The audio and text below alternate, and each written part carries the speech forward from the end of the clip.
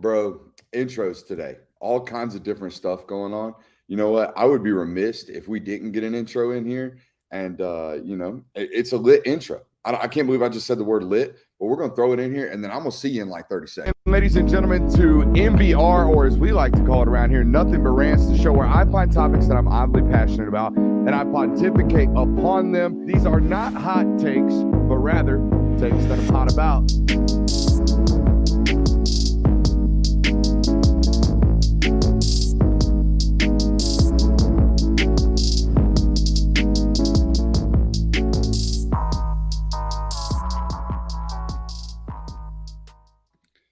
I don't know about y'all, but I catch a vibe every single time that plays. It took me a while to come up with that saying, if you will, right? You know, these are not hot takes, rather takes that I'm hot about.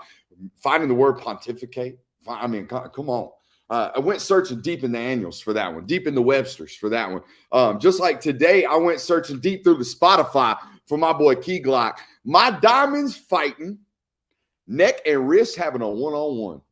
Okay, what my boy Key Glock understood and what he knows is a little something about competitive stunting. That's what we're going to call it tonight. Competitive stunting. Being so competitive about your flex that your stunts are competitive with one another. All right, that's what it feels like nowadays in Athens at the University of Georgia. You got position battles at the University of Georgia right now that go 3, 4, 5 deep with SEC caliber starting football players that are fighting for one spot, right? That's how it is at the University of Georgia. My neck and my wrist having a one-on-one. That's what it looks like sometimes out there. Wednesday, August 2nd, believe it or not, we are a little over a week away from Georgia football players reporting to fall camp in Athens, and it is officially football season. I told you last night, the summer is over, folks. The summer is gone. All right, it is football season. It is time to rip. It is time to roll. It is time to get after it. And fall camp will start this week. We felt it necessary, as you see by the titles in tonight's show, to bring you some position battle previews, stuff like that in tonight's show. We will give you that. But first, I thought it necessary in today's opening to give you kind of a rundown of what a normal day-to-day operation feels like for college football athletes going through, particularly college football players going through what we call fall camp. It is certainly not in the fall. It is certainly at the end of summer, but it is the kickoff to your fall football season. That is what camp is. You have spring camp, you have summer camp, which is you strength and conditioning with your coach, and then there is fall camp. This is when you get back to school and you are there early, okay? For most college football players, they will tell you camp is one of two answers. Camp is either before normal students get back. I think that definition is the coach's definition. I think that definition is fugazi. I think a real player's definition of what fall camp actually is and the length of what fall camp is, they will tell you it is until game week arrives. Until game week arrives, we are in camp mode. In camp mode, ladies and gentlemen, camp mode is you don't want no parts of that shit if you don't know nothing about college football.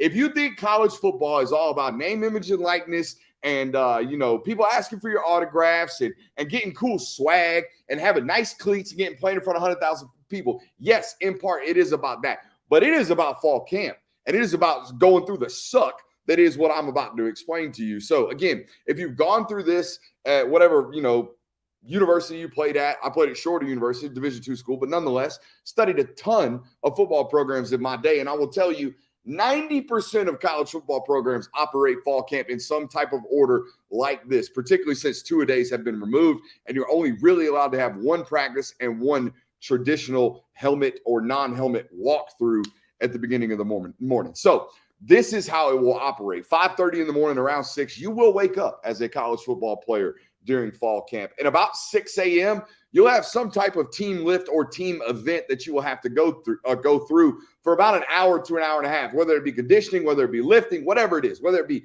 whatever. You're with your team enjoying the suck at 6 o'clock in the morning. And then around 7:30, you'll get some breakfast at the calf. You'll have a nice meal. And then right at 8 o'clock, you'll have to literally shovel that in. I mean, you will have to get after that food. You will have to inhale that food. All right. And then at about 8 o'clock, you'll have some type of meeting.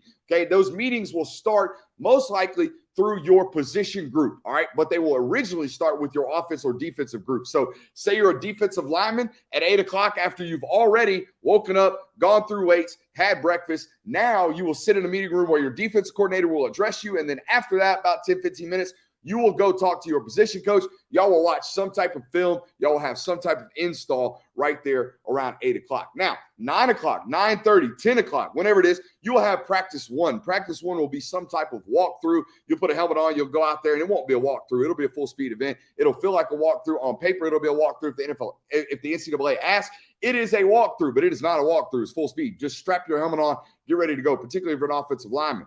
All right, the rest of you guys, y'all just get to run around in shorts and a T-shirt.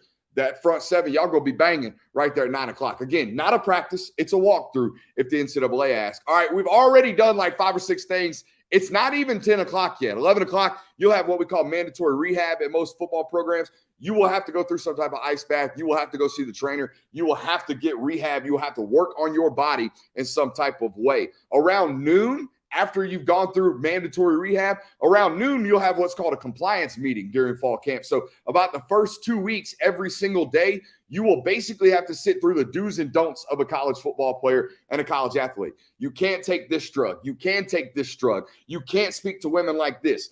You have to show up at this time. If the NCAA drug tests you, this is how it goes. Compliances. All right. No different than when you start a new job, you have to go through some type of learning or some type of, installation period or grooming period where you're taught what to do and how to do it. Compliance meetings will happen all week during that first week. And then around 1 p.m., you'll finally get lunch. They're stuffing food through you all throughout the day. You're grabbing bars. You're grabbing protein drinks. You're grabbing shakes. You're grabbing shit. You're grabbing PBJs. You're grabbing all kinds of stuff throughout the day, eating. And at about 1 o'clock, you'll grab lunch. And then after that, about 2 o'clock, you'll have some type of pre-practice meeting. Okay, you'll go back with your position coach. Y'all will talk about what you're about to do at great programs. All right, at great programs, you'll have some type of pre-practice meeting. Coach will give you the rundown on what today is about, what today's objectives are, what today's goals are, what you have to get better at as an individual. And then about after that practice wraps up, you'll have it at 3 o'clock, what we call pre-practice, all right, or what I call pre-practice.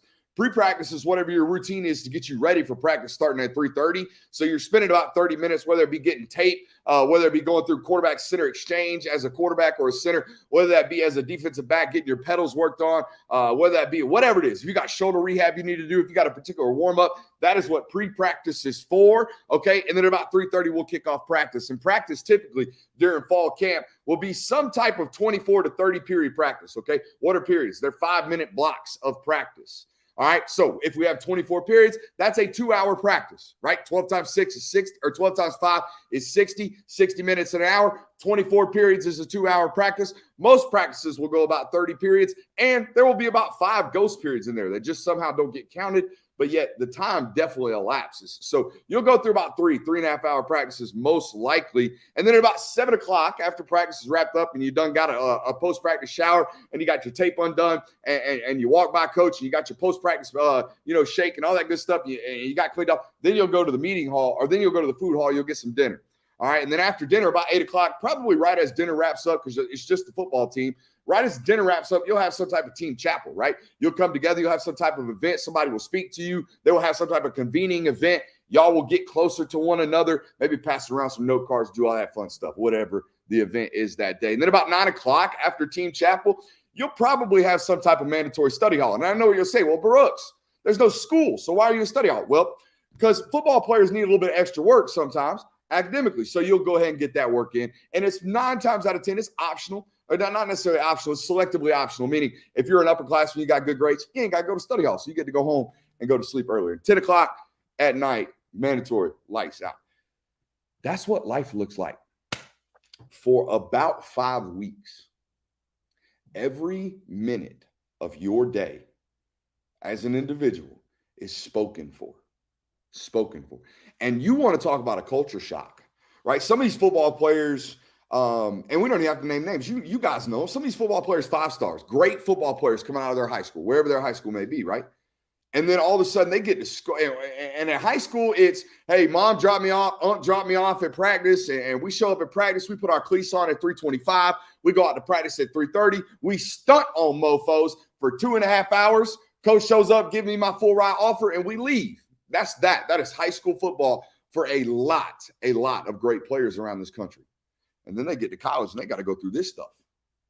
You see why places like Buford and places like playing high school football in the state of Georgia, the state of Georgia don't do none of that. It's very, every great program I go to, I shouldn't have just singled out Buford, but they are the extreme. Every single program I go to is regimented. Your day is spoken for. Your day is accounted for. You know why? Because you're an 18, 17, 16-year-old young man. Your day needs to be accounted for. You understand? So that's what great football programs do. And when you get to college, that's exactly what it's going to be like. And that's what it is right now or in a week from now for Georgia football players. And I don't care who you are. At least this was me as a football player. Some people relish in this. Some people enjoy the fact that they finna go through the suck. I'm not necessarily one of those. It's a loaded schedule for college football players, as it is a loaded show sheet for you guys tonight. How about that one? We got a great one for you. Like I mentioned, we're going to preview some position battles to kick off next week here in the state of Georgia and here in Athens. And then the 2024 class for the University of Georgia is all but wrapped up. Don't know if you've been paying attention to that, but we will give you our final class predictions on that tonight as well. And we're also going to talk a little bit about the NCAA cracking down on Jim Harbaugh, if that's what you want to call it. And folks, I never thought I'd say this, but Arch Manning needs some serious management help. I never thought I'd say that about a Manning. I thought Mannings had I thought they were born, and you know how some people christen their babies? I thought some people Mannings were born with an agent. It's like, hey, there's little baby Drew Rosenhaus right next to y'all. Y'all just get to grow up and go through life together, and y'all ain't never going to make bad decisions, like not learning how to sign your damn name. We're going to talk about that a little bit later today. And, of course, we're going to give you a message at the end. We've switched up today's show. We've got some positive feedback. Stick around. You might learn something tonight on tonight's broadcast. But I do have to ask for your support. First of all, hit the like, thumbs up, subscribe, leave a comment in the chat. Today's question for you guys in the chat, whether you're watching it live or whether you're watching it on demand, meaning you're not watching it live, you just have a comment thread. Hey, who do you think is going to win the Heisman this year and why? That is your challenge today in the comment threads. Let me know. But I also want to ask your support or tell you about an event we have coming up and give you the opportunity to come hang out with the homies. August 12th at Universities Forever in Cumming, Georgia. Yours truly will be pairing up on a live broadcast with Universities Forever. iHeartMedia presents the Redcoat Band as well as yours truly. So come through, get your season's worth of Georgia gear over at Universities Forever, and get some Film Guy merch as well, and enter a chance to win a $100 gift certificate August 12th. All right, August 12th, Saturday, August 12th. Knock it in your brain. Universities Forever is a company, guys, that takes care of this program. All right, this network, if you will. They are good people to us. They handle all of our merchandise here on the channel, and they also produce, I'm biased, but it's the best Georgia merch available as well. And they've got some killer deals going on right now, culminating on August 12th at this event. So come out, you have a chance to win a $100 gift certificate, have a chance to hang out with me if that's something you want to do, have a chance to buy some awesome Georgia football merch that's going to be under some great prices, if you will. And that address for Saturday, August 12th, starting at we're going to be out there at 11 a.m. to 1 o'clock. That's 2080 Ronald Reagan Boulevard in Cumming, Georgia. Again, Saturday, August 12th, 2080 Ronald Reagan Boulevard in Cumming, Georgia. 1 to 11. We'll see you there. P.S. If you can't make it, this is not going to be our last time. This is just the first time of the year that we're going to be doing live events. I think we're going to do something, hopefully. I don't want to speak for it, but we're going to try to do something almost every home game for you guys. We partnered up this spring during G-Day with the Players Lounge. And if you went to that event, I thought it was the best game day event I've ever been a part of or ever been to. I thought we did an excellent job of entertaining some dog fans. So if that's something you're interested in, we'll see you August 12th at Universities Forever. Hey, don't know if you saw, but Jim Harbaugh kind of got slapped on the wrist, if you will, by the NCAA today. And this stuff is just funny to me. I don't know if Michigan fans are laughing, but to me, it's funny. Again, so for those of you who don't know, Jim Harbaugh has agreed to terms on a punishment that has him sitting out the first 4 games of the season this year. Those 4 games being home games against East Carolina, Bowling Green, UNLV, and Rutgers. There's obviously a plethora of opportunities to take stabs at that opening schedule, right? We're not going to do that. That's an easy joke. That's something very, very easy to do. And as important it is to get off these jokes and have some fun at the expense of others. And we do that on this channel sometimes. I also think it's important to note when the NCAA actually tries to make a stance and actually puts, a line in the sand, if you will. This may be the last message the NCAA ever connotes to their audience members, whoever those people are. But they made one today, or they made one this way, or today it was with the news. They made an actual line in the sand. They actually made a decision and clarified some things for us with regards to, hey, there's a difference between cheating and lying. All right, cheating, we're not cool with. Lying, we're not cool with either, but we're not going to fire you for it. All right, you cheat like Hugh Freeze did at Ole Miss, and you cheat loud enough like Hugh Freeze did at Ole Miss, they gonna get you. They gonna get you for something, and they gonna get you fired to get you out of there. All right, you cheat loud enough like Jeremy Pruitt did at Tennessee. I'm not talking about lying. I'm talking about cheating. You out here cheating loud enough like Jeremy Pruitt, they're gonna find the McDonald's bags. They're going to find a way to scare your university so much that you are fired. All right, and they won't just fire you. They won't just make sure you're gone. They're gonna leave your football staff with so much stain of just cheat and scum that they're going to have show cause orders for decades, like half decades, 5, 6 years. The term lives on these show cause orders that they hit these staffers with is beyond reproach.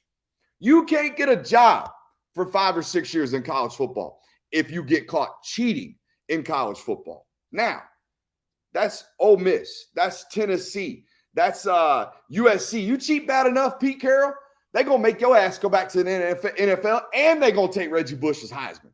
That's how bad you got to cheat. But if you're just lying, if they catch you cheating and then they ask you about cheating and you lie, well, lying about silly charges like Jim Harbaugh did today, or not today, but has been doing, which is why the NCAA did what they did today and leaked the story, it seems. Lying's worth a suspension. It ain't worth firing. That's what we found out today. And again, this all stems from Jim Harbaugh being caught in some really, really minor recruiting violations, like improper contact with a recruit during an improper time, or having kids on campus when you're not supposed to. I'm talking real minor level 2 type of offenses. Okay, real basic dumb stuff that you're not even going to get charges for. You're going to lose the opportunity to host the 75th guy on the unofficial visits that fall. That's the type of penalty we're talking about. But instead, according to reports, Jim Harbaugh came out and, I don't know, kind of fibbed to the NCAA about potentially doing these things, right? The NCAA was obviously pissed off that he would go about and lie And they went and made it nice and loud, right? We're going to hit you with a level 1 cause. Back in January, they report this, right? During, the playoff run. And we're going to make it nice and ugly because you had the audacity to lie to us. Then Jim Harbaugh basically comes out and says, nah, I wasn't really lying, but I kind of forgot, did that one. I mean, and to date, Jim Harbaugh has not really accepted any type of responsibility, if you will, on any of this, but has been kind of forced to punt because nobody wants this dragging on into the season, a season with which most Michigan fans and most Michigan supporters would tell you is expected to be a marvelous one, right? So they take this 4-game suspension and they agree upon this, but that's all it was. It's an agreement upon this. I learned today through Ross Dellinger's reporting on Yahoo Sports that apparently there's the NCAA and coaches come to agreements on such a punishment, and then the NCAA gives that agreed a punishment to something called the NCAA's punishment committee. Again, I think this is part of the problem with the NCAA. They have all of these people and all of this organizational structure that we don't know jack shit about. Don't know nothing about it. I find myself to be one of the utmost knowledgeable persons about the game of football and college football. I love this stuff. I've built a career off of it. I am adamant about studying this stuff. And every single time I read one of these things about an NCAA violation and an NCAA investigation and an NCAA decision-making process, I found out about all these ghost contributors that I don't know nothing about, that we don't never hear nothing about. So here's my thing. Josh Pate, friend of the show, whenever you are college football commissioner, because Lord knows it's going to be you and it ain't going to be me. Whenever you are, can I get just a hair of transparency? When we got people making massive decisions about the sport that I love, can I get their name? I don't need their address. I don't. I just want to know who they are. Can I put a face to the life-altering decisions that you're making? Please? Maybe. Okay? But, hey, I don't know how we got off a rant on the NCAA, but that is what the NCAA is. This is how the NCAA works, right? It's how the NCAA has always worked. They make a big, loud announcement that makes a statement, and they get shit on by everyone. No matter if they're right, wrong, or indifferent, no matter if both sides come to an agreement, it don't matter. But the reality about this situation is Jim Harbaugh in this circumstance is being called a liar by the NCAA. He's not being called a cheater. So that's the line in the sand that the NCAA drove today. If you a liar, suspension. If you a cheater, get out of here. We're going to make sure that we run down your phone records down there in Oxford, Mississippi, and find something that we might be able to fire your butt for cause for. Just saying. Don't be a cheater, but you might be able to lie. That's what we learned today. He didn't commit fireable offenses. He didn't. Let's move on. Let's meet in the middle. Let's give you your 4 cupcakes off. Let's give you a little vacation, and let's get you out of here. And we don't have to worry about it. And by the way, Michigan fans, watching this little cut up when we cut it up, okay, because you're going to find it. I know you are. When you watch this today, understand, you don't need to be playing the victim here. None of your actual team is getting punished. Nobody. Okay, your head coach has a 4-week vacation during the easiest stretch of college football and 21 point, 34 point advantages, games that you will be heavily favored in. It's not a big deal. All right. And the other thing, all right, is that the other punishment was that your defense coordinator from last year has a show cause order for a year, and he's going to spend that year on the Baltimore Ravens staff. Nobody is hurt by this at all. And the NCAA gets to make somewhat of a statement and, move on. Not a big deal. And you don't have to worry about vacating wins down the road or nothing. This is it. Sit out 4 games, wipe your hands clean with it, move on. Everything's good. Everything's good. You should be very, very happy with this because, again, you committed the violations that would level 2 violations that would have brought down some type of sanctions anyways. You would have gotten some type of, a limitation on scholarships or not scholarships, a limitation on visits. You would have gotten some type of blowback from your level 2 violations. Now they're level 1 violations and your coach has to sit out 4 weeks for lying. That's it. For lying to the investigation. That's it. Okay. At least that's what the charges are. And that's what the agreed upon, punishment is. Side note here on Jim Harbaugh. Jim Harbaugh is such an intriguing talking point to me. You've noticed that we've talked about him, I think, twice in the last month on this channel. He's interesting to me for a multitude of reasons, but most importantly, he's far too psycho to ever like have sustained success on the NFL, but he's certainly a good enough football coach to have immediate success on the NFL level. If you didn't notice that with the San Francisco 49ers, I don't know what to do. I don't know what to tell you. I think he was 44-11 during his time, or 44-19 or something like that, made a Super Bowl with the San Francisco 49ers. But in terms of sustained success, his methods are maniac, right? He is maniac about his methods. He is not he's a methods-based football coach. He is not a players-based football coach. And methods to NFL football players get kind of old when the message is like repeated over and over again. So, right, you're gonna have people repeat on your staff maybe 4, 5, 6, 7 years in the NFL. And if the message is the same over and over, if the methods are the same, it will ultimately get stale. Okay, he is also not one that is out here trying to, curtail to an NFL owner. I don't know if you noticed anything about Jim Harbaugh, but the fact that he is still yet to come out and be like, yeah, my bad, NCAA, kind of shows you his hard-headedness and his unwillingness to bend to anything other than what he is and who he is. So, yeah, the NFL structure of sucking up to an owner, not exactly for him. He was adamant about that when he left the 49ers a couple of years ago. But the other thing about him being a college football coach, so all those things would make you think he's a college football coach by nature, and he should remain here despite the fact that he's had success on the NFL level. But he's way too much of a perpetual line stepper to kind of think that he's going to be here in the NCAA ranks for like ever, as long as the NCAA coincides. It's very clear to me, if you read some of this reporting, that Jim Harbaugh just don't necessarily have a bunch of respect for the NCAA or what their sanctions are, what their processes are, or whatever their lines are that he can't step over. He is not someone that is like traveling 1,000 miles an hour, but he might be traveling with the unlicensed firearm in the car. You know what I mean? Like, he ain't out here selling drugs, but he might smoke some. You know what I mean? That's the kind of perpetual line stepper that Jim Harbaugh is. And he's that way because, again, he just don't got no respect for these rules. He don't like them. He thinks they're kind of stupid. And he really thinks the NCAA is stupid based off his actions.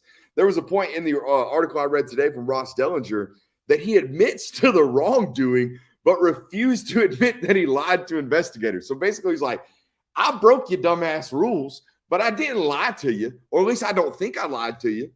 So here's the quote, Harbaugh eventually acknowledged that the program committed the level 2 violations, but he refused to sign any document or public statement that he was ever untruthful with the enforcement staff.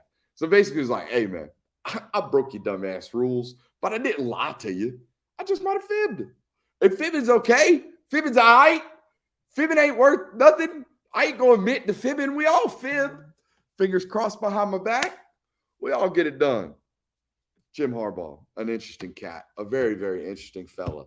Gonna read some books on Harbaugh, I would imagine, when he's done coaching football. Want to take the chance right quick. Hit that thumbs up button. We got a load of people in here right now. Make sure you're hitting that chat. And again, if you're jumping in right now, I want you to comment in the chat or in the comment on the YouTube video. Who wins the Heisman this year and why is it Caleb Williams? I'm just kidding. Who wins the Heisman and why is the question for today. Make sure you're firing that off in the chat. Thank you. Thank you so much for being here today. I told you this to start the show. Did y'all know that fall camp starts in just 8 days? 8 days. A week from tomorrow, boys at the University of Georgia will be reporting for camp. And it's time. It's time to kick off the 2023 season. And it's time to get after it. It's time to tee it up between the hedges, all that good stuff. It's time to play some football. And when fall camp rolls around, it's not just a crazy-ass schedule for college football players. It is also position battle time. It is time to get after it, and it's time to win and lose some playing time in this fall camp. And instead of framing this as, hey, who wins this position battle at corner, or who wins the position battle left tackle, or who wins the position battle at quarterback, I found it best to ask the questions, okay? And here's what I mean by this. To me, it's not a matter of who wins the battle at left tackle. It's a matter of how many offensive linemen do they play, and can they get to the consistent number of 8? I think there are seven bona fide NFL football players on the offensive line for the University of Georgia this year. I think there's an 8th who should be playing anywhere in the Power 5 this year, not named the University of Georgia. And I'll rattle them off for you. I do think Ernest Green wins the start at left tackle, but Austin Blaschke can start for 95% of college football teams today. I truly believe that. I've seen it based off what we saw on G-Day and based off what we hear during practice and the last 3 years of him at the University of Georgia. Move on down to left guard. Xavier Truss is going to be the starter, but Micah Morris is an NFL football player. I thought the effort's a little touch and go every once in a while, but how could it not be for a guy who knows he's going to be a backup for another 6 months coming this fall? But that's an NFL football player. They need to get him on the field. Cedric Van Pran, he's an NFL football player at the center position. Tate Ratledge at right guard, based off his all-SEC preseason selection, NFL football player, going to be one. I mean, he's going to start 3 years at the University of Georgia. Okay, would be 4, right? No, would be 3 if he hadn't gotten hurt during Clemson in the lead up in 2021. But he would have earned the starting role for 3 straight years at the University of Georgia. That's an NFL football player. Dylan Fairchild, his backup, they think that guy's going to play on Sundays. They really, truly do. Everybody I've heard thinks that guy is a baller. All right. Not going to get a bunch of playing time unless they rotate like they used to under Sam Pittman. And then, of course, Amarius Mims at the right tackle position. That's a first-round Sunday type of evaluation for him as well. I truly believe that we're going to see a season on the offensive line like I believe it was 2019, right, where you had guys like Jamari Sawyer, Cade Mays, Isaiah Wilson, Andrew Thomas, Solomon Kinley, in their center, Trey Smith, right? All of these guys, or Trey Hill, excuse me, they played all those guys. Ben Cleveland, right? They played all 8 of those guys that year. Warren Erickson got playing time in 2019. I think this is a year where you see Georgia not only win the Joe Moore Award, but do so with 7 or 8 NFL football players on their offensive line. I think they are that talented. I think they're that deep. I think they should rotate. And I am so against rotating football players on the offensive line.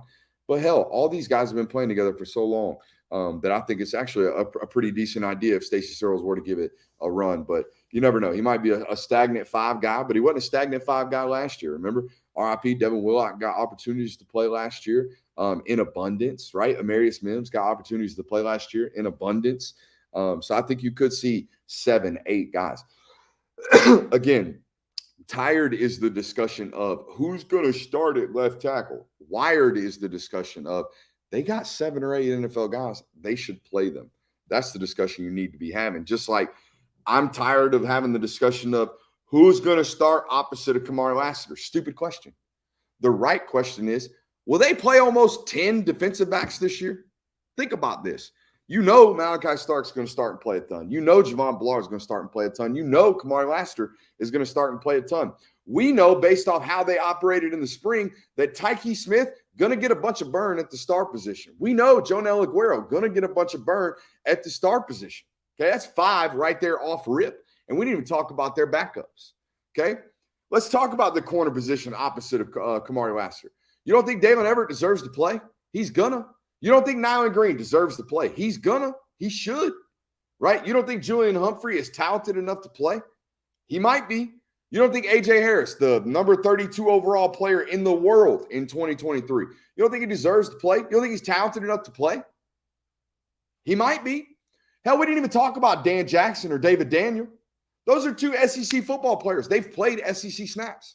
They're going to get on the field. That's 10 guys. 10 guys that we can sit here right now today and say, in July, almost August, those dudes are SEC football players. Those guys are ready to compete on an SEC level and do it at an elite high level. None of those guys transferred this offseason. None of them. They all deserve to play. Will they get to play? I don't know. The bad discussion, the bad question is, who plays opposite of Kamari? The real question is, how do you get all these guys on the field? Because all of them bring unique skill sets, right? Tyke Smith, Jonel Aguero, 2 totally different football players. Both skill sets uniquely needed in this defense, right? How do you reward Nyland Green for playing 3 years of ball out, mother effer on special teams type of effort? How do you reward that? Well, you got to play them. But how do we remain consistent? How do we remain, making sure our best 11 are on the field? Well, what if you don't have a best 11? What if you got a best 13? What if you got a best 14? What if you got a best 22 on the defensive side of the football? They've had that for a couple of years. And in years past, you know what you've seen them do? You've seen them play 5 linebackers in rotation. It hasn't been that many, but it's been 4, right? You've seen them play 7, 8, 9 defensive linemen on that front 4. You've seen them do that. Well, now for the first time since I've been covering this football team, their deepest position defensively isn't inside linebacker, even though they're stupid deep at that position. It isn't interior defensive line, even though they're relatively deep at that position. It's defensive back. For the first time ever, they're going to play a shitload of dime this year. You watch. They did last year. As with Malachi Starks as a true freshman, they were playing dime Tampa 2 with him covering the middle whole field. So you're going to see a lot of defensive backs this year. Stop asking who's going to play opposite of Kamari Lassiter. Start asking how and when do they get all of these guys onto the football field, just like this next one. And it's a question that I've been asking for a minute is, who – this actually is a position battle type question, but who's going to be that guy? Who's going to be that guy at the 3 technique position? Okay, because they've had a dude for a couple of years now. For a long – no. They've had a dude for a fat minute. Tyler Clark was a motherfucker. Y'all don't even remember that dude. I used to watch tape on Tyler Clark and be like, how in the shit is this dude not a second-round draft pick? Sorry for the language. If you got little kids around you, they understand. I'm passionate. They can see it in me. That's probably why they glued to the television right now. That dude was a badass, and he just couldn't figure it out. I think it was a career-long injury thing. I think there was a bunch of issues in the background. But, dude, sir, they had some guys, Tyler Clark, Devontae Wyatt, Jalen Carter. Who he finna be? I'm looking at you, Warren Brinson. I'm looking at you, Kristen Miller. I'm looking at you, Jordan Hall. Man, that conversation gets really young really quick. Think about that. Warren Brinson, 4th-year guy, always been, second, third, fourth fiddle on the roster. Now going to have to play the lead man role. Now going to have to get on that lead guitar and pick that axe. All right. And then you got Kristen Miller, a redshirt freshman. Still got some not necessarily growing pains. He's got to play through his pains. He ain't played. You know what I mean? Same thing for a guy like Jordan Hall. Jordan Hall's immensely talented. He's a freshman. And y'all know how we feel on this program about freshmen. We just not out here saying that freshmen going to walk in and play. In the SEC, there's a lot of growing pains to go through. So it's not exactly a talent, or it's a talented room. It's not an experienced room. It's not a guarantee. It's not a box you can check right now in July, despite the fact that it's immensely talented. So I'm interested to see what happens to that room and what the word is out of that room come this fall. If we start hearing some buzz, like we did with Bear Alexander last year, there was an obvious and noticeable buzz this time last year immediately about 99. Hey, because remember, he was out with the shoulder injury during the spring, so there wasn't a lot of buzz about him. Didn't get to see him practice, none of that stuff. Immediately in the fall, he was like, hey, Bear Alexander's a dude. Bear Alexander's going to get on the field. Bear Alexander got on the field, was a dude, transferred for being a dude, essentially. So there you go. Random topic here, as I tell you, to make sure you hit that like, thumbs up, subscribe, all that good stuff. This 2024 class, that thing is filling up like really, really quickly. Currently 26 commits, but by this time tomorrow, by 9 o'clock tomorrow, y'all going to have 25 commits. All right. I don't know if I don't spoil announcements, but DeMarcus Riddick is not coming to Georgia. Okay, I'm not going to tell you where he's going. You can go to any of the other websites and see it. We're going to put a majiggy on patreon.com. It ain't Georgia. All right, so by time tomorrow, y'all going to have 25 commits in the 2024 class at the University of Georgia, and I think those 25 are holding strong. So the question now becomes, Brooks, 25 commits, start of August, how do they finish? What does the class projection ultimately look like? Again, I think all 25, not counting DeMarcus Riddick, that would be 26. All 25 commits, I think, are going to hold. Okay, as we sit here in August, I don't think there's any processing going on, and I don't think there's any scares of worrying about flipping. All right, so now let's talk about names with the idea that 25 guys are in the class. We put the full class projection out on Patreon this morning, but I'm going to tease it to you here. Guys that I feel really, really good about as we sit here in July. Guys like Christopher Jones, guys like Chris Cole, guys like Nate Frazier. I feel good about where Georgia stands with those 3 prospects. So there you go. And names that they're holding spots for, and names that are having decisions very, very quickly that they don't necessarily feel great about, but they feel good about. KJ Bolden has a spot in this class. His commitment's coming down August 5th. I think Georgia feels about like 60% good there, but they don't feel great. Same thing with Williams Nwaneri. There are a bunch of programs right now that feel great about Williams Nwaneri. That scares me. Okay. But they're definitely holding a spot, and they definitely feel good about where they are. Now, these next couple of names, there's a group of football players that they're leaving room for, but that's all it is. They're just leaving room for them, right? Guys like LJ McCray, who will be on campus this year, or this week. We told you that on patreon.com/Brooks Austin today. They're holding room for LJ McCray. They think LJ McCray might be, if not is, the best defensive end in the state or in the nation. Okay, they think tremendously of LJ McCray, but he is like heart of Florida country. All right. He's got to drive through Gainesville to get to Athens type of Florida country. All right. Florida State's in the mix there. Miami's in the mix there. It's going to be really, really hard to pull that kid out of Florida, but they are holding a spot, and they will hold a spot because they've gotten some positive feedback throughout the process. A guy like Aiden Breland, defensive tackle out of Mater Dei, they're just going to wait because that one's going to have to be waited on. That based off everything I've heard out of the Aiden Breland camp or about the Aiden Breland camp, that thing is going to take a while. All right, that one might go down to the wire in December, hell, maybe even February.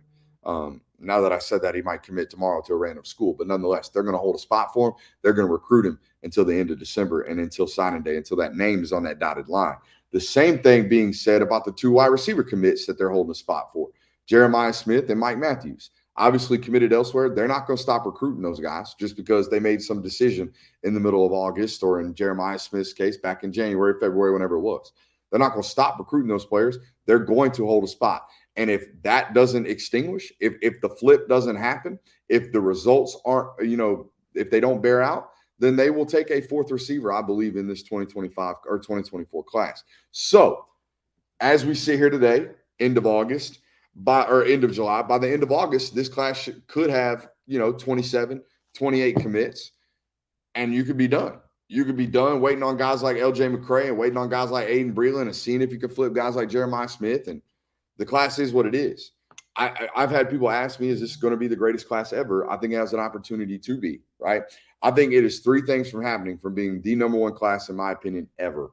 And I don't even know who I would put in that discussion, but in terms of the Georgia classes, it's like either that 17 or 18 class. The one where I think in one class he signed like 5 or 6 5-stars. That was dumb stuff. Dumb stuff. But will it be the greatest? If you land KJ Bolden, Williams Nwaneri, and you find a way to flip Jeremiah Smith or Mike Matthews, yes, that is the greatest recruiting class ever. So yeah, I would be ecstatic if I were a University of Georgia fan with the opportunity to sign a class of 30, maybe 32 players at the caliber in which they are. Because they've done a phenomenal job. What we told you yesterday, the stuff they're doing right now at linebacker is silly. To be able to sign Justin Williams, or to be able to get him to commit in this class, it literally doesn't make sense, but it's happening. So that's pretty cool. We told you last night we used to sign off shows, and by used to I mean last week. I went back and watched some old stuff because I'm getting kind of nostalgic, if you will, as the new studio and the new things start to finish up and come together. My old show's horrible. I'm so glad you guys found me and stuck with me. There's been a tremendous amount of growth, not just in the Around product, but just what we're doing. And I'm glad that you guys went through the growing pains with me. And eventually we'll get to a system where it kind of feels like nothing new is added, but we're just hammering the hits. Eventually everyone gets to that. But we're not there yet. We're constantly molding and shaping and improving this product. Like this final segment. Again, we used to be doing Instagram quotes, trying to make you laugh as we send you out of here at the end of the night. But we're changing a new leaf. We're going to give you a message, if you will, at the end of the show. And today's message, today's message is about the middle line between your dreams and the consistency required to accomplish those. I got a quote for you. Dreams without goals are just dreams, and ultimately they will fuel disappointment.